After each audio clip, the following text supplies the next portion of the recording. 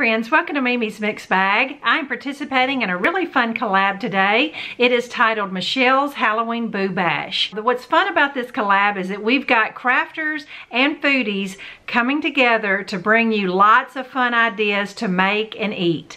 Now, I love both, and it's really hard for me to choose which side I wanted to participate on, but since my channel is primarily a crafty channel, I thought I would stay on the crafty side. Now, she has a crafty co-host, which is Eileen from The Heart. Her foodie co-host is Alicia from Alicia Lynn's.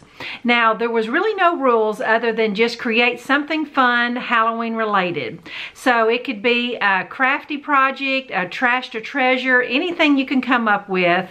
And same with the food, treats, casseroles, anything Halloween related. So for my crafty project, I went to the Dollar Tree and spent a few dollars, and I'm going to make a really fun lighted witch's head.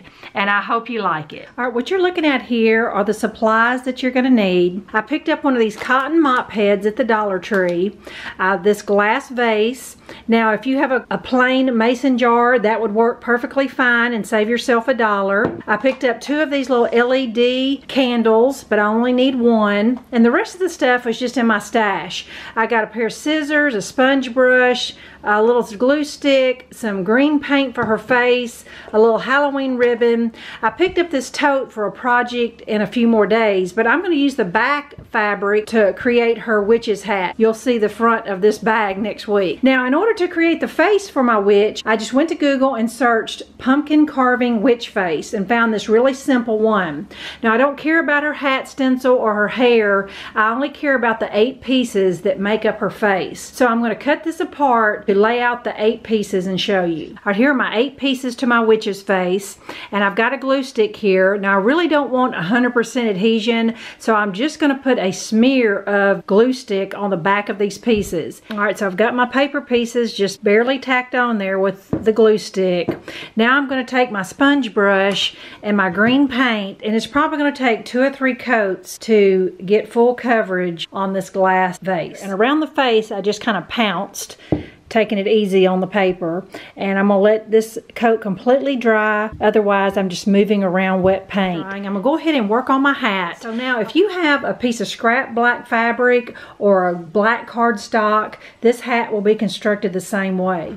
Now, according to my vase, I need the brim of my witch hat to be about 5 inches in diameter. All right, I got my 5-inch circle cut out, and I went ahead and just folded my circle into 4ths and cut out the center. So now I have a black looking donut, but that's actually my hat brim. And I'm going to take this triangle shape of fabric and roll it into a cone. Then I'm going to trim the bottom just so that the bottom of the cone is kind of straight. Take some scissors and cut some little slits like this, and that's what I'm going to fit into the witch's brim. So I'm going to put it in here. I'm going to hot glue these little tabs onto the brim of the hat. I'm going to also insert a picture here. If you don't want to go through the trouble of making a small witch's hat, they sell really cute witch hat headbands at the Dollar Tree. That's certainly an easier way to do it. But I just want to show you a super cheap way to make a miniature witch's hat if you had fabric or paper.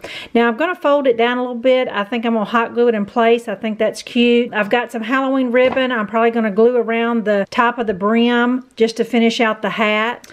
All right, I've got several coats on here, and my main concern is that the front of the face has got the best coverage. All the side and the back is going to have hair around it. So, all right, I've got my stencil pieces pulled off now. I'm going to take some Q-tips here with a little warm water and kind of go over it and clean up the spaces to take off any adhesive and just kind of sharpen it up a little bit. It'll look even neater. And then I'll spray clear coat on it. Now, and it really made a big difference me going over it with a Q-tip the stenciled areas. Now I took my mop head out of the package, and I'm actually just going to fit it over the vase like this, just like a wig, and I'm going to cut her some bangs to kind of frame her face a little bit. Now with my little witch's hat, I'm going to probably just hot glue it on that little black plastic thing. So when I get ready to turn the tea light on and off, I can just lift it up in one piece. So I'm going to go ahead and fix her hair and light it up and show you what it looks like. looks like. All right, friends, here is my lighted witch's head. I'm going to turn the lights off in a minute, and it's going to blow your mind how much better she looks. The only thing I would have done maybe different is made her hat brim a little bigger, and that's something I can go back and do.